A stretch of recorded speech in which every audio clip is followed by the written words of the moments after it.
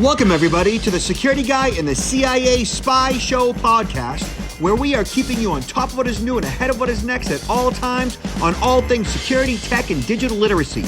Knowing that when good people like you want to make sure that their money, their family, and their business is safe and secure from attackers, hackers, and thieves, or you just want to make sure your tech is running smoothly, my name is Robert Siciliano. I am the Security Guy, and along with my co-host Peter Warmka, who is a real and retired United States CIA spy, we will give you every single tool, tip, tactic, and skill that you need to fight the bad guy and keep your physical and digital life secure, worry less, and even make you happier. This podcast will help you breathe easier with less stress and a greater sense of well-being. So let's get at it. And welcome to the Security Guy and CIA Spy podcast. I am Robert Siciliano, and this is Peter Warmka. How are you, Robert? How you doing, Peter? Happy Easter-ish? Yeah? Thank you. Yeah, it's getting close. Yeah. What are you doing for Easter? Oh, I finally got home. I've been on the road for over a month, and now I'm looking forward to some quality time at home with my family. Yeah. So you were gone for a month. Business is good. Yeah, it was a combination of business and personal. The personal was the first part of my travel. I went with my wife and my daughter one of my daughters to Morocco, because this was a trip that was already planned and paid for prior to COVID, and it was canceled by the tour company 1 week before we were set to take off, which is probably a good thing. Otherwise, we would have been in quarantine over there for some time, probably. Right. Yeah. What are you doing for Easter? No, here we're gonna cook up a good meal, and I have family members here. My daughter just moved back from California a few months ago, and she had our second grandchild. So we'll have most of our family here. My son, unfortunately, won't be able to make it from Washington, but what about you? So actually, I'm going to be alone for the first time ever on Easter, and do not feel bad for me. It's okay. It's by choice. So, well, my mother-in-law is 91. Okay. Bless her heart. Congratulations. That's great to have a mother that's in it. My mother-in-law, so my wife's mom. Yes, so my wife has longevity in her family, which is good for her. Not so much in my family, but my wife's family. Good for my daughters, right? And my wife and kids and sister-in-law are heading to my mother-in-law's house for the day. And I'm actually choosing to stay home because I'm running the Boston Marathon on the Monday, Patriots Day. Oh, wow. That's great. Yeah, so it's my 11th marathon. I run for Dana-Farber Cancer Research. We've raised over $110,000 in the past 11 years. This is my 11th marathon. And so I'm choosing to stay home because I got to stay off my feet. And I have a specific diet I need to consume that basically is designed to keep me going from mile 1 to mile 26. So I really can't deviate. So I'm on my butt watching movies, eating all day, and I'm be perfectly content. No, that's fantastic. No, that's great. You're doing the marathon again, and that's very, very noble cause. Yeah, it's all good. It's great. My 16-year-old says that Patriots Day, which is I believe it's just a Massachusetts holiday, Patriots Day is her favorite holiday of the year. Oh, great. It's always Marathon Monday, and so it's all good. I did the marathon in October of 2021, which is the first time ever it was in October. They moved it, all because of COVID and everything. So I'm going 6 months since my last one. I am relatively prepared for it. I'm a minimalist trainer, and I've been doing like 3 hours a couple times a week on the bike, and lots of floor work and not a whole lot of running. My mechanics aren't really good this time of the year for that. I don't actually do a lot of running up to the marathon. Mm-hmm, mm-hmm. Yeah. No, but you got it down pat though for all these years. My hat's off to you. My hat's off to you. I think I need to follow in your footsteps, at least in the form of the exercise and minimizing the calorie intake. I can learn a lot from you. Yeah. Well, hey, I've actually lost 10 pounds since the beginning of the year. Wow. And I did that by, number one, choosing to not have meat in the house. So we have not cooked chicken or beef or pork in the house since the end of December. And I don't consider myself a vegetarian at all, but that one thing, along with reducing a certain amount of alcohol intake, reducing a certain amount of sugar intake, reducing a certain amount of carbohydrate intake, still eating brown rice, white rice, and I've lost 10 pounds really just from eating much cleaner, and it's been great. And that's that. I'll be at 182 for my marathon weight, and I'll actually put on about 6 or 7 pounds between this coming Friday night and marathon Monday with all the food and hydration, and then I'll probably lose 5 pounds during the marathon, and then it'll all be back to normal the next day. That's great. Well, good luck to you. Yeah, thanks, man. Hey, so today I thought we'd talk about travel security. Right? What do you think? Oh, I think it's a great topic because as I told you, I've been on the road and all the planes are full. The airports are full. A lot of people are traveling and also planning to travel. So I think it's a very timely topic to travel, and travel security it's got to be at the top of everybody's minds, or it should be, because there's a lot of things that can happen to you when you're traveling.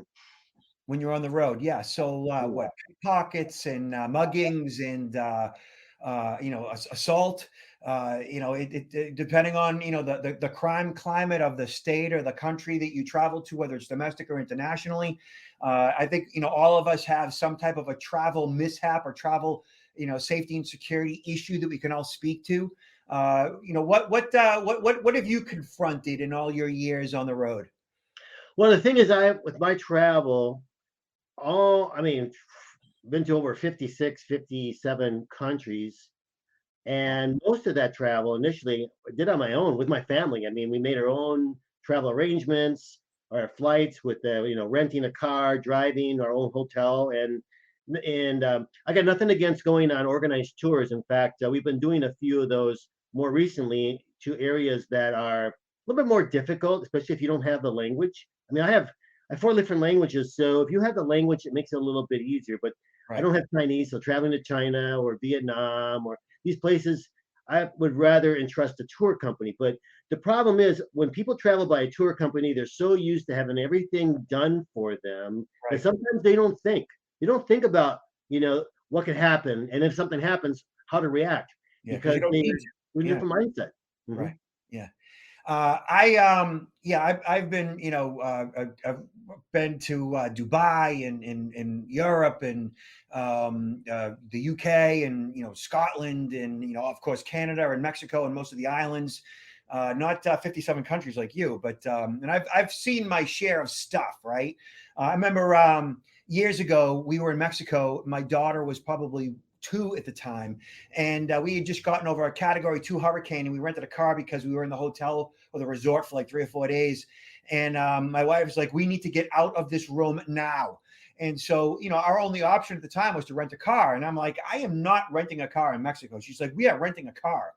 So we rented a car, and against my better judgment, and we get in the car, and mind you, like we just gotten over a Category 2 hurricane. And there's debris all over the road. I mean, there's palm trees and rocks and coconuts and you name it. Like it was, housing, it was wood, siding, it was everywhere, right? So we rent the car. We're in the car for 5 minutes, and I'm going slow because I don't know where I am. And my wife's in the back seat with my daughter in a chair, and safety seat.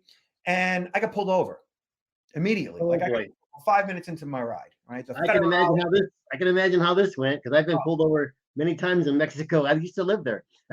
All right, so maybe you can, I guess, corroborate what I'm about to say.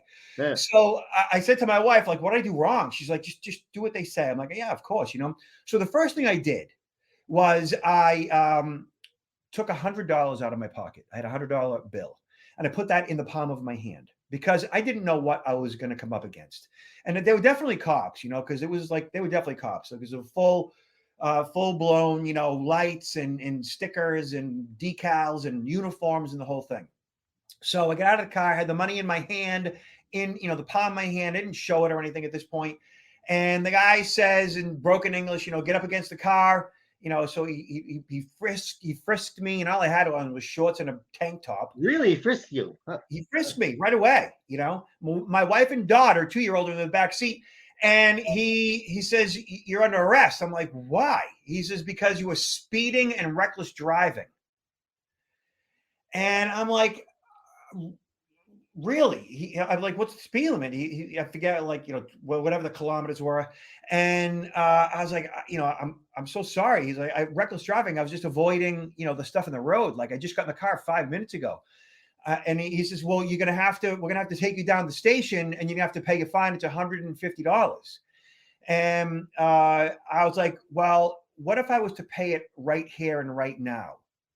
And I showed him the $100 I had in my palm. And he said, "Get on the sidewalk." I got on the sidewalk, and he went over and talked to, I guess it was his boss, because his boss was in the passenger seat, or I don't know. The boss seemed older, and I saw some heads nodding. And he came back and he said, "All right, yeah, you could pay it now." And I gave him the $100. I got in the car, and my wife's like, "What just happened?" I told her. I turned around. I went back to the car rental company. I'm like, "That's it. We're done." Yeah, if you don't, that's you're setting yourself up for that kind of thing, because you can get stopped for any little thing, and once you get stopped, my only advice to you would have been, well, you already rented the car, but I would have probably gone with $50 versus 100, but that's okay. You got to know what the market is. I wasn't about to bargain, and I was perfectly fine with 100, because it would have cost me more for the fine. Oh, yeah. And I didn't want to end up having have to call my father to wire money to bail me out of a Mexican jail. Mm-hmm. It just wasn't happening. Mm-hmm. So, I mean, I did the right thing, other than I might have spent too much. Yeah, but it's a learning experience. It really is. I mean, I've been through those a number of times, and I think what most people would face traveling overseas, if they're not prepared, are being victims to scams. Every country has a different scam, and they will target. I mean, tourists are such an easy prey. They can spot a tourist in a heartbeat by how they're dressed, by what they're carrying, by listening to what they say. So the real danger is, I mean, it's not so much if you like go up to somebody and ask them for information, right? Because you might want to contact a local source of information if you're traveling, maybe at the hotel desk, the concierge, or maybe a merchant that's in the store if you're asking for directions or recommendations. But when somebody off the street comes up to you and they speak perfect English, that's to me, that is a big tip right there, because when they speak perfect English, they're going to strike up a conversation with you, and you as a foreigner, oh man, it's so nice to be able to find a local that speaks English, right? And you get into this conversation, and they'll say American, yeah. Oh, and it'll talk about some places in America that maybe that they've heard or been to, ingratiate you, and they get you to like trust them, right?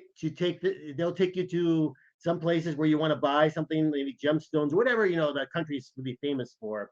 Right. And they're going to give you this great deal. They know people, and they get discounts, and they take you there, and they end up overcharging you big time, or they sell you fraudulent, fake items that are not real, and you're thinking you're going to get a great deal. Well, they say you timeshare. You end up spending 20, 30, 40, 50, 60 grand on something that you're never going to use, one or the other. Which is another thing, and this happens in a number of countries, but this was in Hungary, and I traveled there several years ago. Before I went, I read about this in the travel guide. It said that there's common, really famous pedestrian walkway. All right, I can't remember the name of it, but it still exists. And the big scam there is that you're walking, and all of a sudden, an attractive male or attractive female, particularly if you're a guy, is going to be an attractive female that's going to stop you and get you into a conversation, and then they're going to say, hey, why don't we want to grab a coffee or a drink right here? You think it's innocent enough, right? What the hell, I got some time to kill. And you go to this restaurant or cafe, you order drinks for you and the individual without consulting the menu. Right. And then when you come back with the tab, it's like instead of something maybe being $10, it's like $250 or $300. And the problem is you didn't ask for the prices. And so that happened to me. Okay, I was walking there, and this really beautiful girl was like, "Hey," and I said, "Like, what?" It's like, "Who, me? who's behind me, right?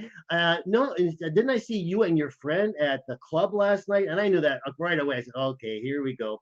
We got into a conversation. Kind of want to see this is going to lead toward that proposition, right? And sure enough, got time for American. Oh, I love to practice my English. Let's go for a coffee. There's coffee right over here. I said no. I extracted myself quickly and went on. But it was an example. My brother had the same thing happen to him in another country where they invited him into a tea house.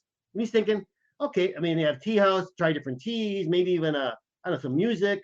And he went in there, and the same thing. They served him some tea. Then they came out with this outrageous amount that he had to pay, and they got some thugs there. They'll beat you up if you don't pay Yeah, yeah. Peter, that happened to me in Boston, it. in my backyard. So we went out to dinner to what's called the North End in Boston, which is a great area. Love the North End in Boston. We go there every summer, at least a couple, 3 times. It's the Italian section of Boston with all the Italian restaurants. And we had gone out at a time of the day where like there was lines everywhere. So we ended up at a restaurant that was more of a tourist trap than anything else, a restaurant that I would not ever recommend going forward.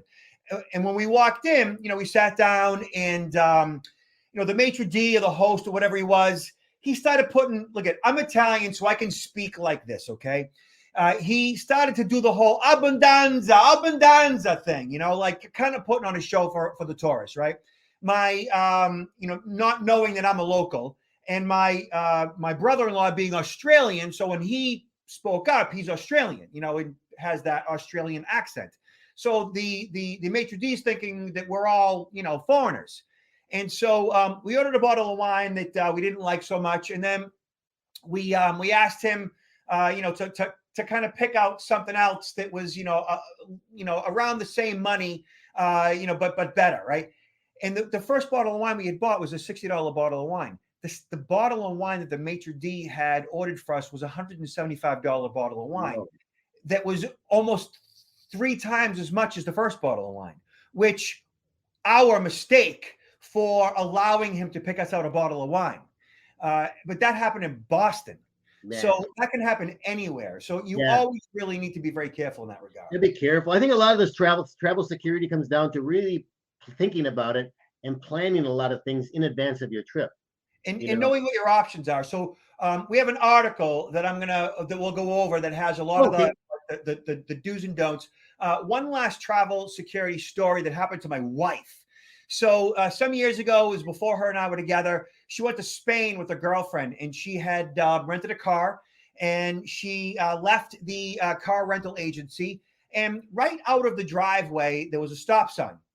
And as soon as she stopped at the stop sign, somebody knocked on her passenger window at the stop sign. And the guy knocks on her window and pointed to her rear tire and said, flat tire, flat tire, flat tire. And she's like, oh, okay, thank you. She puts it in park. She gets out of the vehicle. She walks around the vehicle to check the flat tire. And the tire was fine. There was nothing wrong with it. So she gets back in her vehicle and she's getting ready to drive. And she noticed that her pocketbook that was sitting on the passenger seat was gone. Yeah. So the way it works is when you put it in park, the doors automatically unlock. And when that happens, the guy who had said flat tire, all he had done was duck. And as soon as she put it in park, he cracked open the door, grabbed the pocketbook, and then just ran down the street. She went back to the car rental place. And actually, no, she went right to the police station. And there was a sign as soon as she walked in that said, if you were a victim of the flat tire scam, please line up over here. Wow. So that was happening all the time. Time. Now you would think that they would say something to her at the car rental place, but they didn't. Mm-hmm. There should have been a sign at the car rental place, or somebody should have said at the car rental place, beware of the flat tire scam, but they didn't do that at all. Mm-hmm. Probably because they're probably getting paid off by the people who are doing the actual stealing to say nothing. Well, fortunately, though, for her, it's a non-violent crime because it's kind of like a similarity here. she was targeted also because she left something on the seat that they saw that was of value. Okay, they knew they'll get in and out really quickly. What I've seen, I've lived in Brazil for a period of time, and not only in Sao Paulo, but other big cities where what happens is there's a lot of people that will be on motorcycles, like messenger boys, but there's a lot of people on motorcycles, and they're going between the lines of cars, and sometimes there's a lot of congestion, and all of a sudden they pull up and they look into the vehicle. You're driving, they look into the vehicle to see if there's something of value. Maybe it's a briefcase, maybe it's a purse, maybe it's your watch. And they'll even put up, I mean, what has happened, they will put a revolver, and they'll tap the window. And if you don't give it to them, I mean, seriously, it can be very violent. Sure. I know people, I mean, I know of people there that have actually gotten killed in these circumstances. And what it really is having something of value. It's very important when you're traveling not to carry anything that these criminals will see that makes you a target. If you're carrying an expensive camera, expensive jewelry, a briefcase, or something like that, that might make you the target of opportunity for them. Yeah. This puppy does not travel with me at all. You get behind. Nope. No, I've had that happen. I've lost a chain like that. My first trip overseas. Yeah, my wife leaves her rings at home. Everything is locked up, safe, the whole thing. Like none of that stuff. You just can't. Yeah.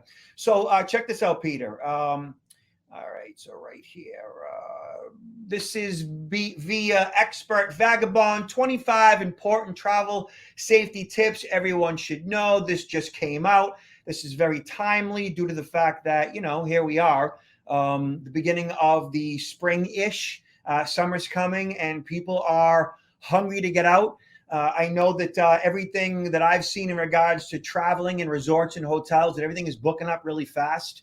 And that's good. People got to get out and, explore and experiment. And so after traveling the world for the past 10 years, this guy's learned about staying safe, sometimes the hard way. I have too. And here are his best travel safety tips for avoiding trouble on your trip. So learn common travel scams.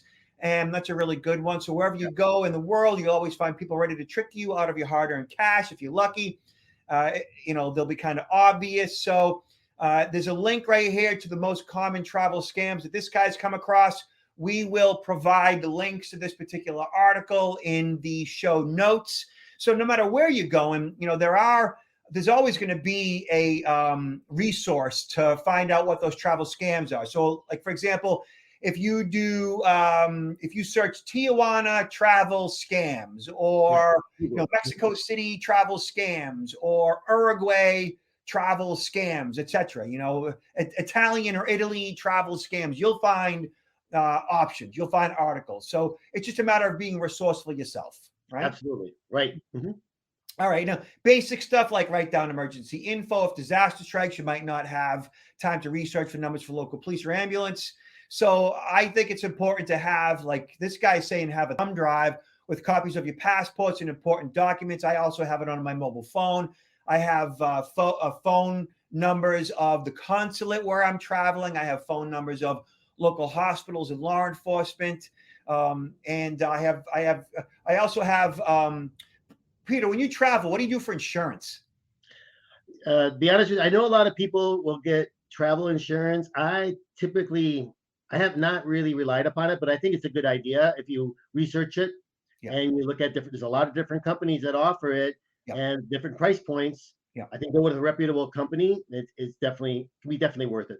Yeah, I actually go straight to American Express. I've been a lifelong American Express ever since I was 18 years old client, and I buy their insurance for me and my whole family. And I also, I think I'm insured up to like $50,000 in cash. And then I have so many thousands of dollars of money that goes towards evacuation.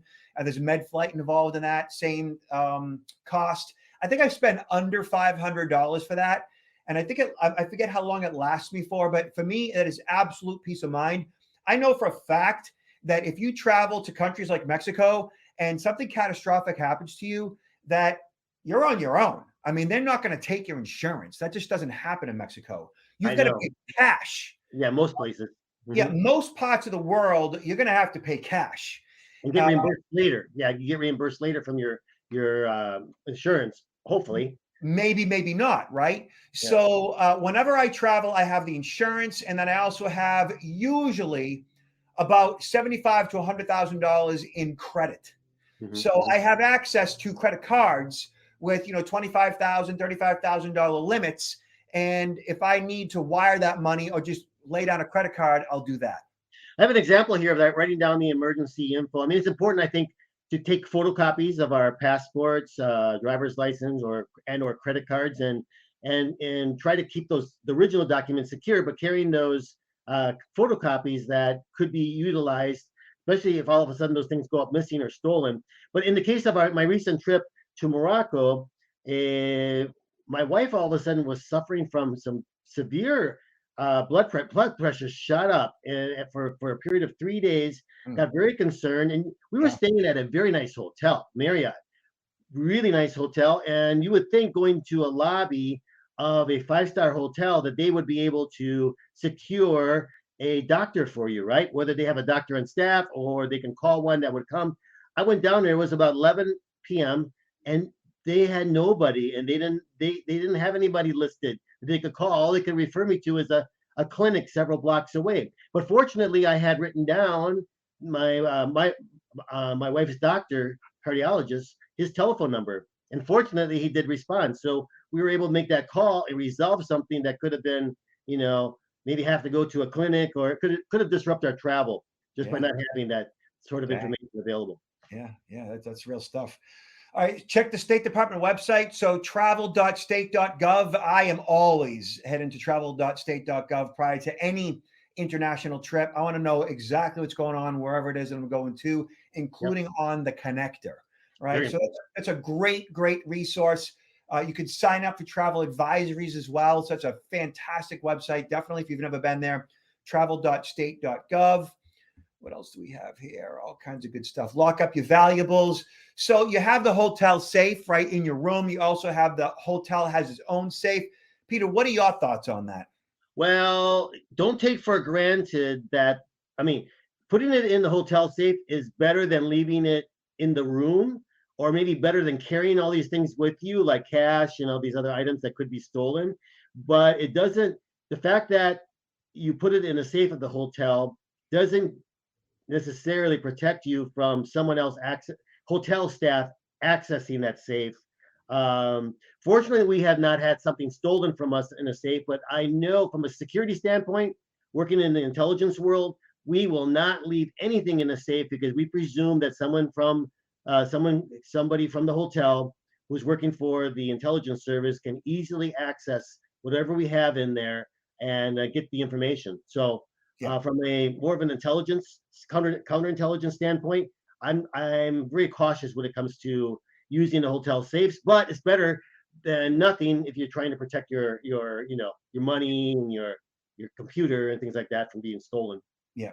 So I know that you can go to YouTube and search, how to hack a hotel safe and how to hack a hotel lock, and you can find various tutorials on how to do just that. So we don't generally keep anything of any value in the hotel safes. I'm usually taking whatever it is with me.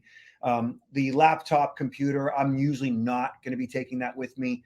I'm not even going to put that in the safe. I'll usually find some place within the room, like underneath a drawer in a bureau, to put a laptop computer, which would fit underneath the drawer, Yeah, not in the drawer, but underneath that drawer. So there hiding is it. something called security through obscurity, and that's one way to go about it. They would have to completely turn over a room in order to find any valuables of mine in a hotel. I'm pretty good at hiding stuff. I've even got stuff underneath rugs in the No, that's past. good. The second hotel that we checked into in Morocco, the safe wasn't working, and so I called housekeeping. They sent somebody up, and they couldn't get it to work, and all of a sudden you just like pulled it right out of the wall. I think it only weighed like about 15 pounds, the safe, and he took it out and he said, "We'll bring you another one in about a half an hour." Yeah, yeah. And keep in mind that, like, no matter what you travel with, electronics, jewelry, if you're going to travel with jewelry, just make sure that you have insurance on that stuff, so that if it was to be stolen while you're on the road, that your home insurance generally should cover, as long as it's listed as an item to be covered. you know? Yeah, maybe take pictures of it too. Those Yeah, items. yeah. We had a friend very recently who had something stolen out of her vehicle in her home, and it was a laptop, a brand new laptop from Christmas, and her home insurance covered it. Uh-huh. So ask locals for advice. That's always a good idea. Locals being generally those in the hotel. The concierge is usually the best person to ask. You know, you could ask people at the bars and the restaurants and out and about, but I would definitely stick to somebody more reputable, generally more reputable, somebody within the hotel, right? Mm-hmm. Yeah. And register with your embassy. We talked about that. Email your itinerary to friends and family. That's always a good idea. My father always has everything. My sister-in-law always has everything. My father always emails me his stuff as well, right? Mm-hmm. These are all basic 101 things that everybody should be doing. Don't share too much with strangers. Definitely not. You never know if you're talking to the enemy. And I definitely do not post stuff on social media ever. Oh, yeah, and that's especially important during the travel. If for those people that are just love to get their stuff on social media regarding pictures from their trip, if you're going to do that, do it after you're back. Don't do it during the trip because you're just telegraphing to everybody, hey, this is where I am right now, and I'm not at home or I'm not at the office.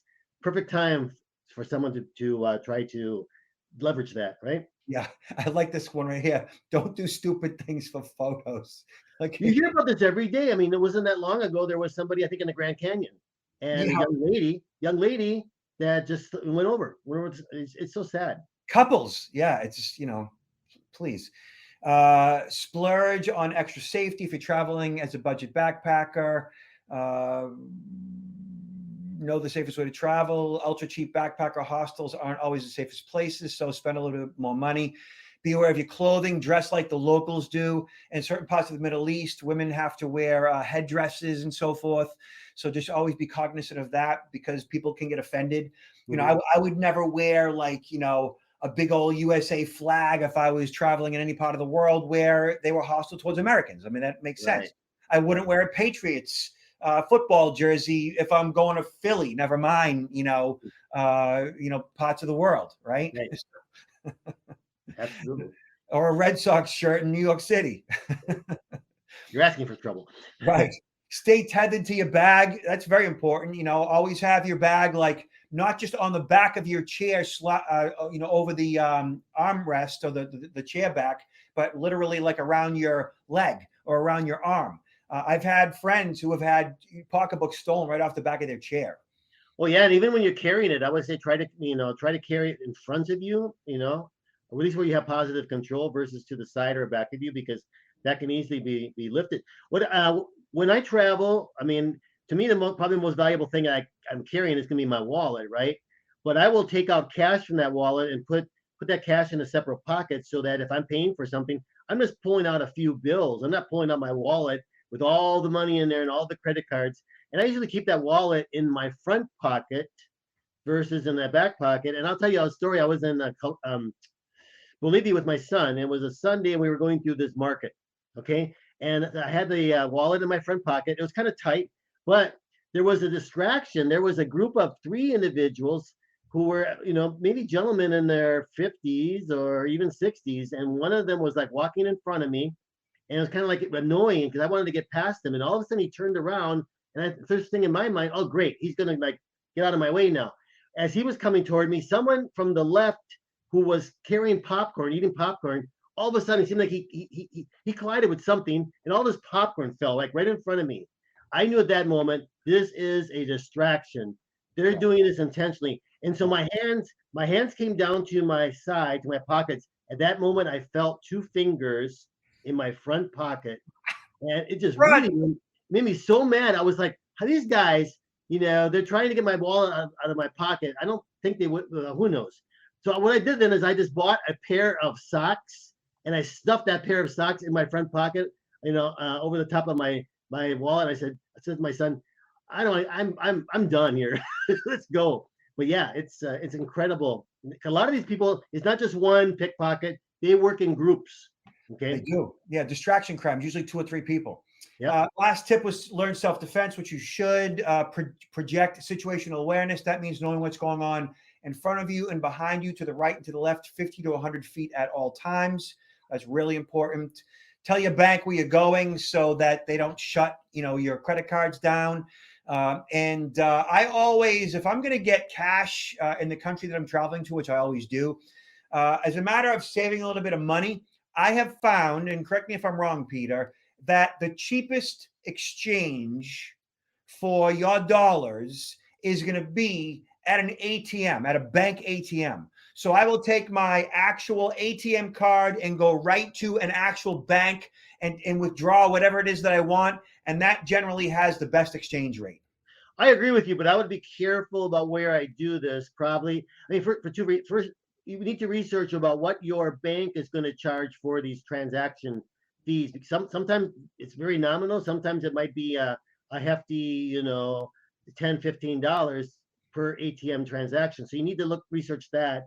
And then when you use an ATM, even though it's a better rate, you want to be careful where you are. I wouldn't necessarily want to do it like right on the street ATM, but maybe inside the bank that has the ATM machine. That's what I do. Yeah. Hide emergency cash, which might be in your sock or your shoe. I usually have what's called chump change. So I'll have like my cash in one spot and cash that I'm going to give to somebody or throw in the opposite direction should I be accosted, right? Robbed, right? So I have emergency cash and chump change. Food, water, and safety. Get all your shots depending on the country you're traveling to, and a bottled water is always best. And just be really careful. I always travel with Imodium D, right? Mhm. I always have that in my bag. It's in my laptop bag, right? Because you just never know. Mhm. Pepto-Bismol, Imodium D, all that. So use ATMs wisely, like we talked about. Stop using your back pocket, of course. Yeah. Yeah. Travel in numbers. There is definitely strength in numbers. I want to add something here. A lot of people are not aware of. If you have an serious emergency as an American traveling overseas, like let's say your passport stolen, all your money stolen, there is a phone number of the U.S. Embassy or U.S. Consulate that's there. It goes to American Citizen Services, and it's 24 hours. So if you have something in the middle of the night, there will be a duty officer, someone who answers that phone. I work in a consulate. We were all signed, a few weeks during the year, and so we were trained in how to respond to these incoming calls to be able to help people. Have them come in, to the consulate or the embassy, provide them with the emergency cash like a loan, help them, expedite getting their replacement passport. But a lot of people are not aware of that. You are not on your own per se. You have the assistance of the U.S. Embassy or consulate in most of the cities big cities where you travel to. Yeah, which is fantastic. Mhm. USA. Pack a first aid kit, especially if you have loved ones, family members that have allergies, Benadryl, all that stuff, sunscreen, rehydration salts, antihistamines. That's all really good advice. I always travel with a small first aid kit. Stay relatively sober. That's an important one. Especially for you men traveling by yourselves, married or not. Somebody cozies up to you at the bar. Always be aware of that. If it's too good to be true, it definitely is. Trust your instincts. If something seems wrong, something is wrong always. And travel safety for women versus men. The tips, safety above, are equally important for both men and women. Unfortunately, women are victims of violence everywhere, including the United States and Canada. Traveling doesn't necessarily increase that threat. It simply changes the location. Women worried about being assaulted or harassed might prefer to visit local street bazaar or nightclub in a group rather than alone.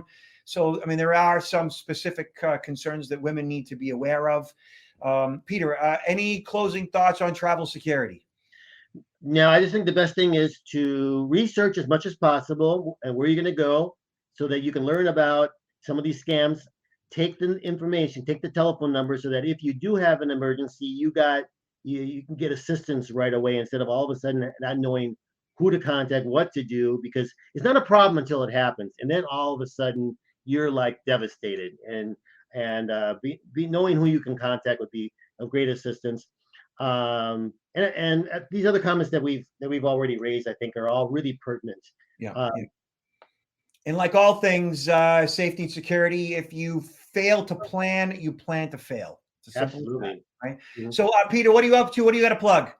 Well, going to be here for Easter, but then I'm on the road. Got a number of conferences taking place. Doing a lot of training, situational awareness as well as security awareness when it comes to social engineering, human hacking. So anybody that's interested in the topic, visit my website, counterintelligence-institute.com. If you're interested in booking me as a speaker or interested in other training events, and I'll be happy to respond to your emails. Yeah, and y'all can see me and my team at protectnowllc.com. Again, that's protectnowllc.com. Peter, I was telling you earlier, we sent out 11 contracts last week, and we sent out another one today. That's fantastic. Business Things are getting better. It's getting back. Yeah, it's coming back. We're moving forward. Yeah. Peter, it was nice to see you. Likewise, you take care. Have a great Easter and good luck in the marathon. Thank you, sir.